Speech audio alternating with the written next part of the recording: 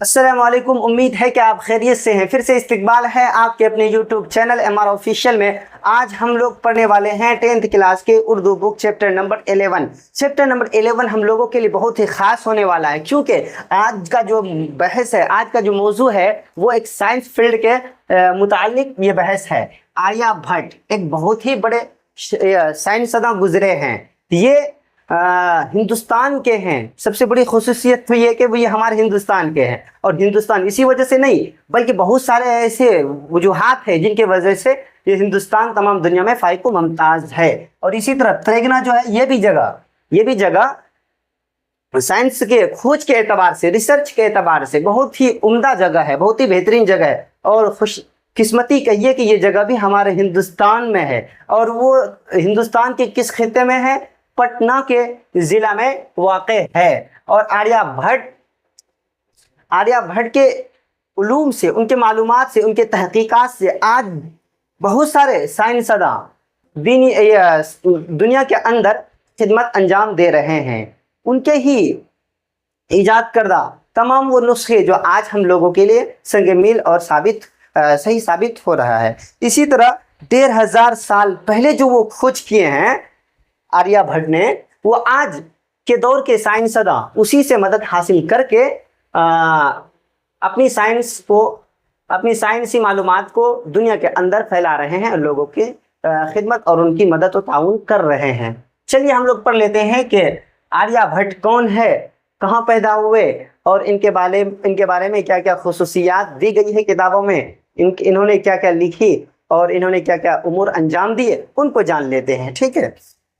आर्यभट्ट जो है, तो देख लीजिए, हिंदुस्तान के अहद कदीम की तारीख में एक गुप्त दौर जिसको बोलते हैं गोल्डन ईरा, तो गुप्त दौर है, उसको हम सुनहरा दौर भी कहते हैं। ठीक है। उसी दौर के बारे में बतलाया कि हुक्मरां थे, बहुत ज़्यादा इल्म दोस्त थे, इंसाफ पसंद इंसान थे उस दौर में। और इसी तरह बड़े बड़े साइंसदान उस दौर में पैदा हुए, और आर्यभट्ट का ताल्लुक भी उसी दौर से था। यानी ये गुप्त दौर जिसको कहा गया है, उसी गुप्त दौर से आर्यभट्ट का ताल्लुक है। अब देखिए, 2 नंबरिया सवाल यहाँ बनाया जा सकता है कि किस दौर को गुप्त दौर कहा गया। ठीक है। तो आपको लिखना है हिंदुस्तान के अहद कदीम की तारीख में गुप्त दौर जो है सुनहरा दौर को कहा गया है।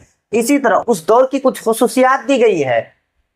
हुक्मरान, इल्म दोस्त, इंसाफ पसंद, बड़े बड़े साइंसदान, और आर्यभट्ट का ताल्लुक किस दौर से था। 2 नंबरिया सवाल ये आया था कि आर्यभट्ट का ताल्लुक किस दौर से है, तो आपको लिखना है सुनहरा दौर से है, गुप्त दौर से है, सुनहरा दौर से है, गुप्त दौर से है। अब चलिए पढ़ लेते हैं कि आर्यभट्ट की पैदाइश किस जगह होगी और उसकी तारीख क्या थी और उसकी वफात कब हुआ।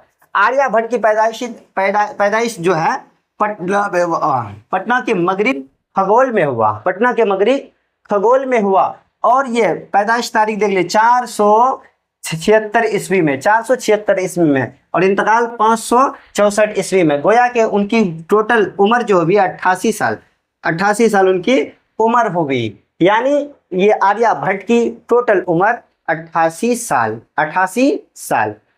साल।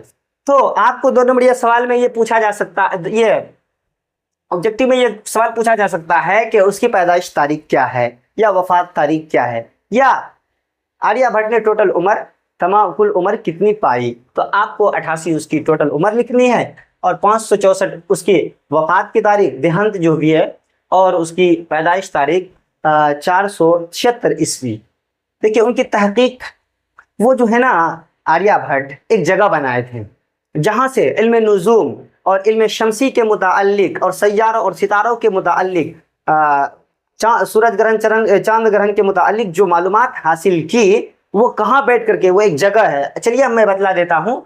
तहकीकी कामों के लिए तजर्बागाह पटना से 30 किलोमीटर दूरी में जुनूब में मसूरी के नज़दीक त्रेगना में कायम किया। एक तजर्बागाह कायम किया, एक जगह बनाई। कहाँ पे बनाई? वो पटना से 30 किलोमीटर दूर जुनूब में मसूर के नज़दीक त्रेगना जगह में अपना वो एक मकाम का ये कहता है कायम किया, तजर्बागाह कायम किया। त्रेगना में बैठकर ही मशहूर किताब आर्य सिद्धांत और तंत्र लिखे। और तंत्र ही जगह है जहां पर बैठ करके आर्यभट्ट ने किताबें लिखी, सिद्धांत, ये आर्य सिद्धांत और इसी तरह तंत्र। ठीक है, आप ये याद रखिएगा मशहूर किताब कहाँ लिखी, किस जगह लिखी, तो आपको त्रिगना टिक करना है। ठीक है, और उनका तजर्बागाह कहाँ है, जुनूब में, मसूरी के जुनूब में त्रिगना में है। ठीक है, पटना गया रेलवे लाइन में मसूरी स्टेशन का नाम त्रिगना रखा गया। देखिए त्रिगना उस मकाम के वजह ही से मसूरी स्टेशन का नाम जो है ये क्या रखा, त्रिगना रखा।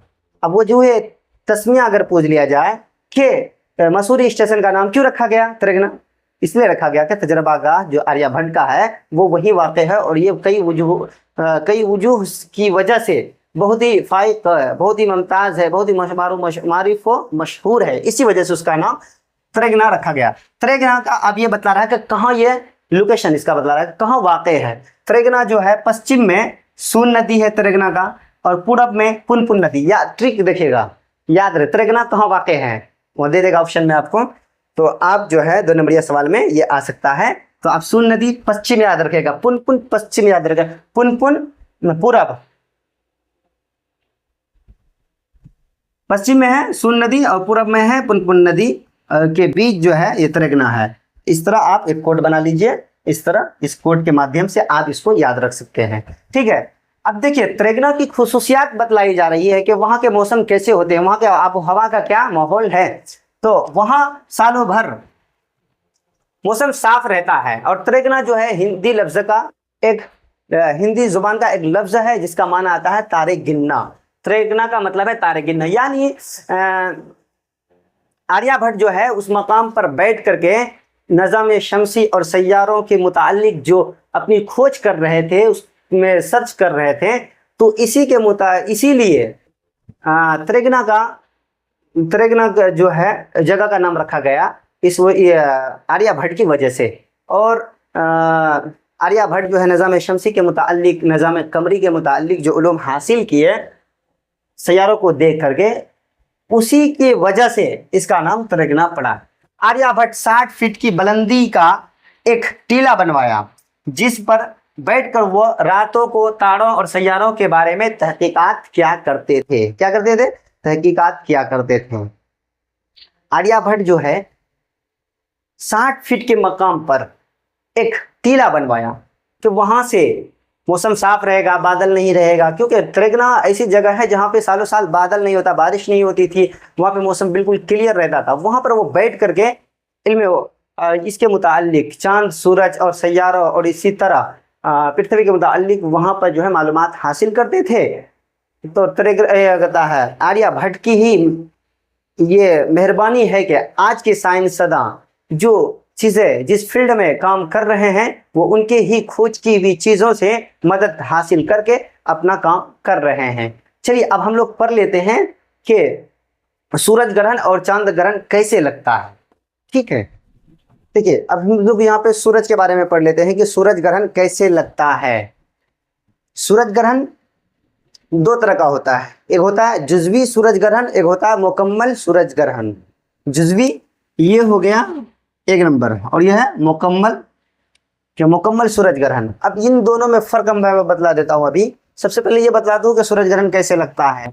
ज़मीन के बारे में पहले पढ़ लीजिए, अर्थ के बारे में कि ज़मीन, ये ज़मीन है और ये चांद है और ये सूर्य यानी सूरज है। अब इन तीनों में से पहले ये कर लीजिए, मालूम कर लीजिए कि कौन अपनी जगह पे साकित रहता है, यानी वो हिलता नहीं है। सूरज अपनी जगह साकित, ये चलता फिरता नहीं है। ये जो है चांद घूमते रहता है, किसके इर्द गिर्द घूमते रहता है? जमीन के चारों ओर घूमते रहता है चांद। अब जमीन जो है ये भी घूमते रहती है। जमीन घूमती है, किसके इर्द गिर्द घूमती है? सूरज के इर्द गिर्द उनके में वो घूमती रहती है। अब देखिए ये दोनों, अब तो ये बात कंफर्म हो गई कि चांद चक्कर लगाते रहता है, जमीन भी चक्कर लगाती रहती है, लेकिन कौन किसके बीच में कब आएगा? तो सूरज ग्रहण लगेगा और चांद ग्रहण कब लगेगा? सबसे पहले देखिए जमीन और सूरज के बीच अगर चांद आ जाए, जमीन और सूरज के बीच अगर चांद आ जाए तो उस वक्त सूरज ग्रहण लगेगा। लेकिन कैसे लगेगा वो आप देख लीजिए ये तस्वीर में। और दूसरी बात ये कि जुज़वी कब लगेगा, मुकम्मल कब लगेगा। अगर सूरज की रोशनी हल्की फुल्की ज़मीन तक जाती रहेगी, जैसे ये मून को इधर कर दीजिए यहाँ पे, तो हल्की सी रोशनी इधर जाएगी, हल्की सी इधर जाएगी, अर्थ में जाएगी।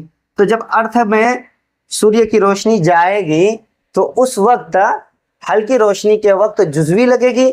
अगर मुकम्मल रोशनी जाना बंद हो जाए तो मुकम्मल सूर्य ग्रहण होगा। तो आप यहाँ पर इस बात को ज़्यादा ध्यान में रखिए कि सूरज अपनी जगह साकित है, चांद अगर ज़मीन और सूरज के बीच आ जाए तो सूरज ग्रहण लगेगा। हमारी ज़मीन को वैसे जो है दो वास्ते से उसको ग्रहण का वास्ता पड़ता रहता है, एक सूरज ग्रहण और दूसरा चांद ग्रहण के वजह से। अब देख लीजिए, जब एक सैयारा या एक सितारा किसी दूसरे सैयारे या सितारे पर अपना पर्दा डाल दे तो उस वक्त जो है सूरज ग्रहण या चांद ग्रहण लगता है। जब अपना पर्दा डाल देगा तो रोशनी जाना बंद हो जाएगी। ठीक है, यहाँ तक आप स्क्रीनशॉट ले लीजिए और अच्छी तरह इसको समझ लीजिए। ये सूरज ग्रहण के बारे में पढ़ लिया, अब पढ़ लेते हैं चांद ग्रहण। ठीक है, चांद ग्रहण के बारे में पढ़ लेते हैं, ये दूसरे नंबर पे आता है। जब सूरज ग्रहण लगा था तो चांद कहाँ था, चांद यहाँ पर था, पृथ्वी की जगह पे, और पृथ्वी जो है चांद की जगह पे था। लेकिन जब पृथ्वी चांद और सूरज के बीच में पृथ्वी आ जाए तो उस वक्त चांद ग्रहण लगता है। आपको सबसे मेन बात याद ये रखनी है कि चांद ग्रहण और सूरज ग्रहण में फर्क क्या है। चांद ग्रहण के वक्त जो है चांद और सूरज के बीच में जमीन यानी पृथ्वी आ जाती है, लेकिन जब सूरज ग्रहण लगता है तो उस वक्त पृथ्वी और सूरज के बीच में कौन आ जाता है, चांद आ जाता है। लेकिन अभी जब चांद जो है चांद और सूरज के बीच में पृथ्वी आ गई है तो ये चांद ग्रहण हो जाएगा। लीजिए यहाँ तक स्क्रीनशॉट लीजिए, आगे मैं पढ़ाता हूँ।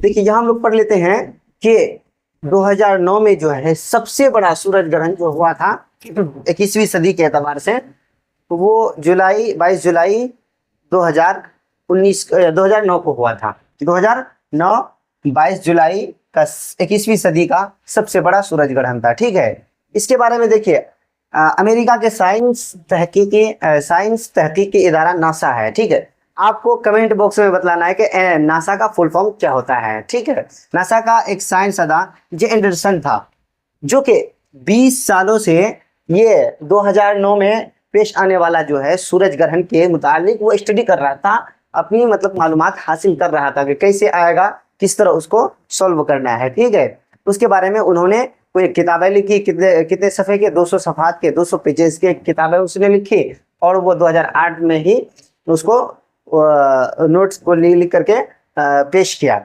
और उसके लिए बतलाया कि सबसे अगर कोई अच्छी जगह है तो वो त्रेगना है। ठीक है, त्रेगना सबसे बेहतरीन मुनासिब तरीन जगह है। और इसके मुतालिक जो है बहुत सारे साइंसदान दुनिया भर के अलग अलग ममालिक से, यहाँ तक के जो दीगर ममालिक थे तो वो तो थे ही, लेकिन हिंदुस्तान के मशहूर सब जगहों से लोग वहाँ आए थे देखने के लिए। ठीक है, यहाँ हम लोग पढ़ लेते हैं, वो मुख्तसर तौर पे मैं लिख दिया हूँ, उसको मैं पढ़ के सुना देता हूँ और आपको पॉइंट आउट करते जाऊँगा, उसको आप हाईलाइट करते हुए लिख लीजिएगा। ठीक है, ये अमेरिका के साइंसी के एक तहकीकी इदारा है जिसका नाम नासा है। आपको एक काम दिया है, नासा का फुल फॉर्म लिखना है। नासा का फुल फॉर्म आपने लिखना है।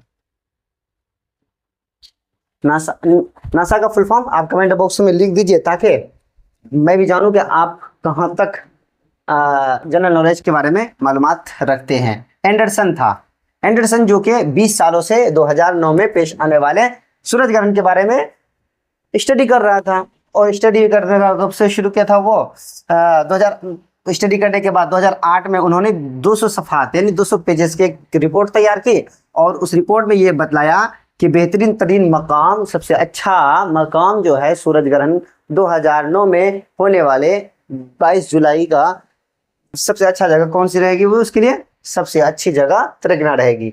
22 जुलाई 19 जुलाई के महीना और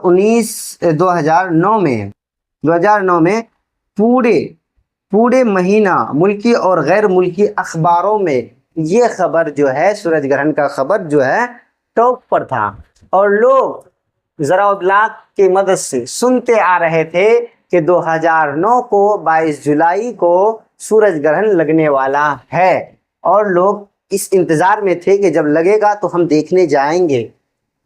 चलिए, मुल्क और गैर मुल्क के साइंसदां 22 जुलाई के महीना 2009 को बिहार की राजधानी पटना आने लगे और नासा के साइंसदां भी आए वहाँ पर। इसी तरह अदर कंट्री के बहुत सारे आए, यहाँ तक कि हिंदुस्तान के हमारे जो नैनीताल वहाँ से भी लोग आए और दीगर जगहों से लोग भी यहाँ पर कुछ मुआयना के लिए आए, कुछ नॉलेज हासिल करने के लिए आए। ठीक है, हज़ारों लोग इंतज़ार कर रहे थे। किसका इंतज़ार कर रहे थे? ये 22 जुलाई 2009 को कि हम सूरज ग्रहण अपनी आंखों से देखेंगे।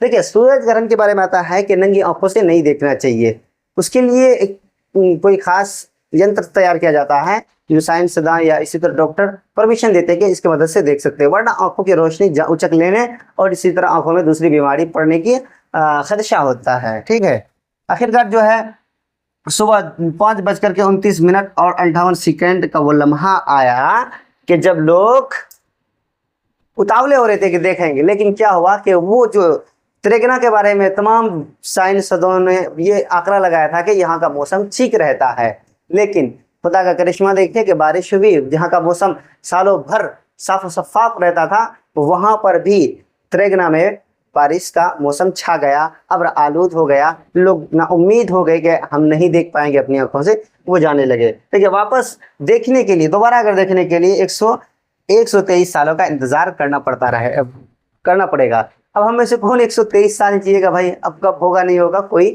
कुछ नहीं देखने वाला। अब कौन होगा उस ज़माने में, कौन होगा, कौन देखेगा नहीं देखेगा, हम लोग तो यकीन है कि नहीं देख पाएंगे। देखिए, ये साइंसदानों का आंकड़ा है, ये साइंसदानों का आंकड़ा है कि त्रिगना का मकाम सबसे बेहतरीन मकाम है, वहाँ पर मौसम साफ और शफाफ रहता है, बादल नहीं छाया हुआ रहता है, अब आलूद नहीं रहता है, तो वहाँ आराम से हम सूरज ग्रहण के जो दृश्य होगा उसको आसानी से देख पाएंगे। लेकिन खालिक़े कायनात को कुछ और ही मंजूर था कि तुम अपने साइंस के बदौलत यहाँ तक पहुँचे हो, हमारे एक इशारे में ये सारी चीज़ें फना है। और सनूरीहिम आयातिना फिल आफाक व फी अनफुसिहिम हत्ता यतबय्यना अन्नहुमुल हक़ कि अल्लाह तबारक व तआला अनकरीब आफाक यानी ज़मीन में साइंसदान लोगों को दिखला देंगे कि हम क्या कुछ कर सकते हैं, और वहाँ पर उनका आंकड़ा फेल हो जाता है, साइंसदानों का आंकड़ा वहाँ फेल हो जाता है। इसलिए सबसे बड़ा जो साइंसदान है वो कौन है? ऊपर बैठा हुआ है। या तो स्क्रीनशॉट ले लीजिए, अब इसको पॉइंट आउट जो कर दिया उसको अच्छी तरह से हल कीजिए, और मैं उम्मीद करता हूँ कि ये वीडियो आपको अच्छी तरह समझ में आ गई होगी। फिर आप नोट बना करके उसकी रिवाइज करते रहिए, और इस वीडियो को जब तक कि अगली वीडियो नहीं आ जाती है आप इससे नोट बना करके रिवाइज करते रहिए। मिलते हैं नेक्स्ट वीडियो में। थैंक यू, अस्सलाम वालेकुम।